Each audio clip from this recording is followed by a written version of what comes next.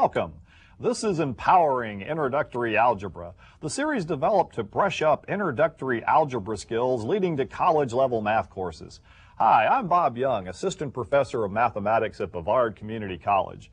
With the help of John, Mike, Wendy, Dave, Craig, and Troy of WBCC, we will continue to bring you main ideas of key algebra concepts, tons of examples, great graphics, and study tips to help you become the best mathematics students possible.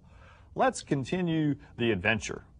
Now, where we left off in the last episode, we were working on graphing. So today I want to go ahead and finish the graphing that we left off with and then work into some other exponential rules.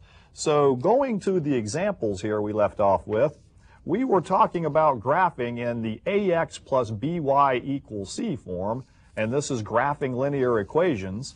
And the equation we were doing is x plus y equals 5.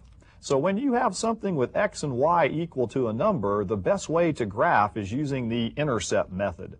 So to get the x-intercept, we said let y be 0, like cover that up with your pencil, and then solve for x. See, so in this case, x would be 5.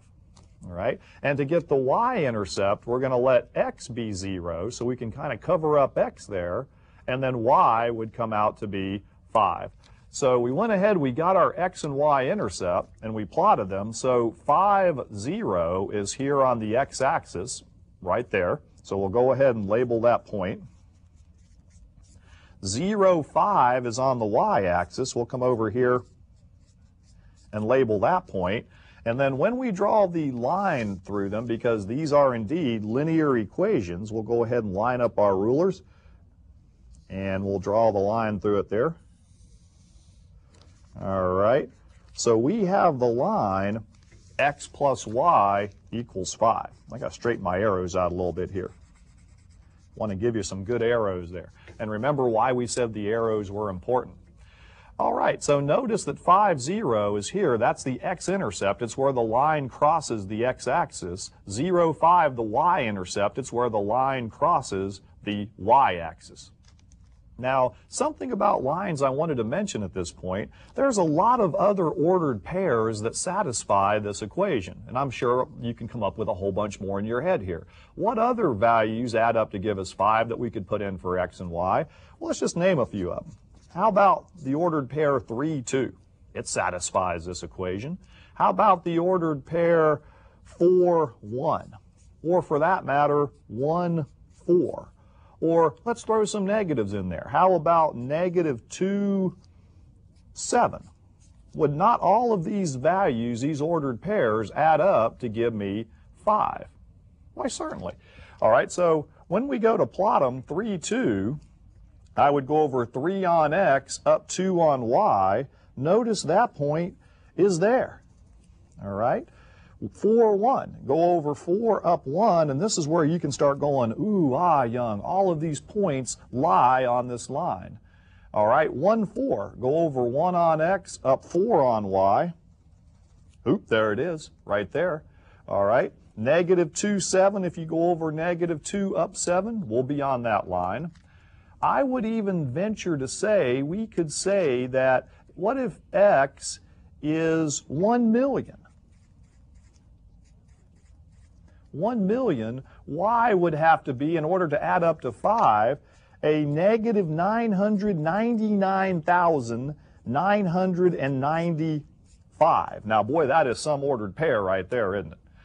But if I put in that for x and that for y, it certainly satisfies that. Now, why do we put arrows on the line? Because this would be in which quadrant from the last episode? It would be, if I went over 1 million on x, I'd be going way on yonder on x.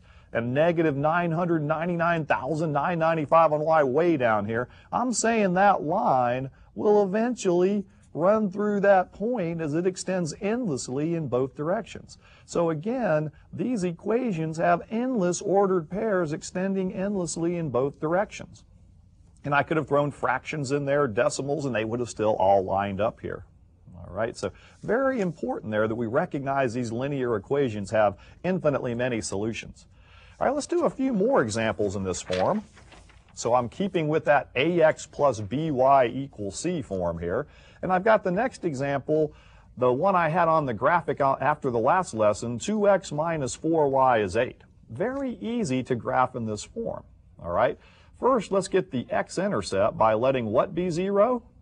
Right, y. So we're going to let y be 0 here. And notice I have my ordered pairs lined up underneath x and y. Now, when you take negative 4 and multiply it by 0, you know what happens? Bye-bye, it goes out. So now we can solve for x, letting y be 0. We can say that 2 times what gives me the 8 over here, because now that y is 0, this is out of the picture, and we will get x is 4. So 4, 0 would be the x-intercept. All right, and to get the y-intercept, you go ahead and let x be 0. All right, so if I put 0 in for x here, 2 times 0 is 0. You can kind of cover that up with your finger. Now, what will y have to be in order to get a positive 8? Now, watch those signs here, folks. Negative 4 times what gives me a positive 8? In this case, we would have negative 2.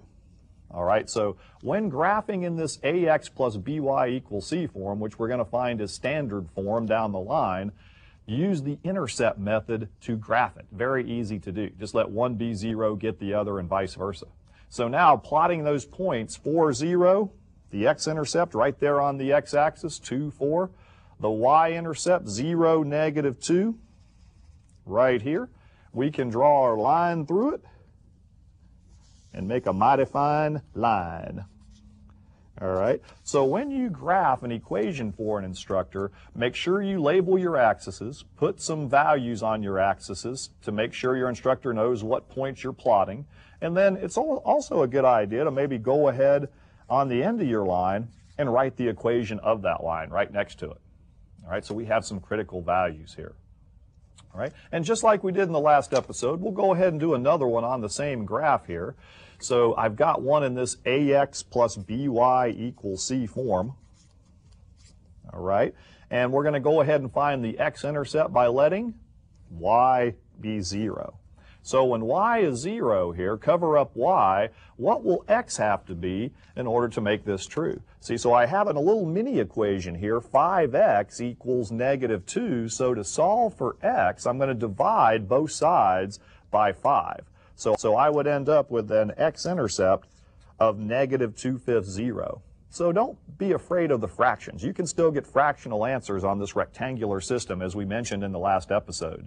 Then to get the y-intercept, you know what? We're going to let x be 0. So put 0 in there for x. And we get negative 5 times 0 is 0. That goes out. Y would then have to equal what to get negative 2? Well, it would have to be negative 2, wouldn't it? So we now have our x and our y-intercept. We can plot this second line. So let me go ahead here with a green color here on the second equation. All right, nice green there. Negative 2/5, 0 would be very close here on the x-axis, just a little bit over there. And then 0, negative 2 would be right there. Hey, look at these lines are going to share the same point here. Young, how did you do that? I mean, these lines are going to share the same point. So when I go ahead and I run the green line through here, we have what is called a point of intersection, which you will probably talk about in future classes. A point of intersection. Notice both of these had 0, negative 2 in their solutions, points on each line. Okay, so there's an old geometrical saying, those of you that remember your high school geometry classes, I don't want to bring back painful memories, that through any 2 points lie exactly one line. Also, if you have 2 lines that intersect, they intersect in exactly 1 point. So all kinds of good geometry going on with these as well. All right, now one other thing on graphing, and then we'll pick up another subject. All right, what if they, on the graphing linear equations, what if they just give you x equals 3, young? What do I do with that? Now, I even have a lot of students in my higher level classes that will go over here on x, and I'll go ahead and label these each units of 1 here, 1, 2, 3, and so forth. So each one of these is 1. They'll go over here and say, well, gee, that's an easy one, young. X is 3 right there. That point right there. But I would argue, hey, wait a minute now. X is also 3 right here, isn't it? X is also 3 right here. X is 3 up here. See, now remember, these are linear equations we're graphing. These must be lines. And this is in that ax plus by equals c form. Now, the number in front of x is a positive 1. There is no y value, so really, this is what we have in this case. So when we go ahead and make our line now, we are going to cut the x-axis at 3. And I'm sorry, my line's a little crooked there. I'll try to get them better. But notice, so if we just have a plain old single variable equal to a number, it cuts the axis at that point. So if you have x equals 3, you might want to make a note to yourself, cuts x at that point. Okay, cuts x at that point. Or they might slip you the old y equals -5 there. All right, so with the same thinking in mind, if it cuts y at -5, 1, 2, 3, 4, 5, y would be -5 all the way up and down this line. So it would cut the y-axis at that point. So we can go ahead and run the orange line just to give some color contrast there through there. So if they just give you a plain old x equals something, cuts x there. If they give you just plain old y equals something, cuts y there. Don't let that bother you. Okay.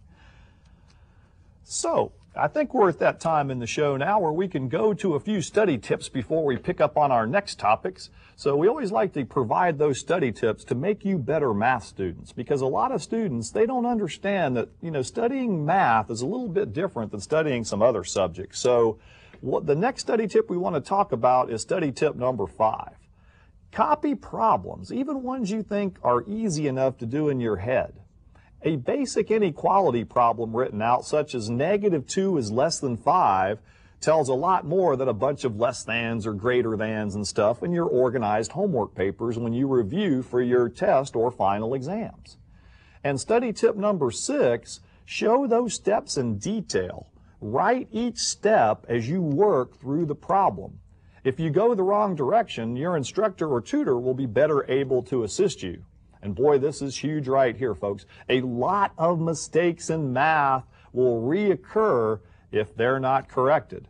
All right, and I mean that. I mean, if you'll run into a thing where you might be making mistake. If you don't fix it, it's going to stay broke. The old saying there.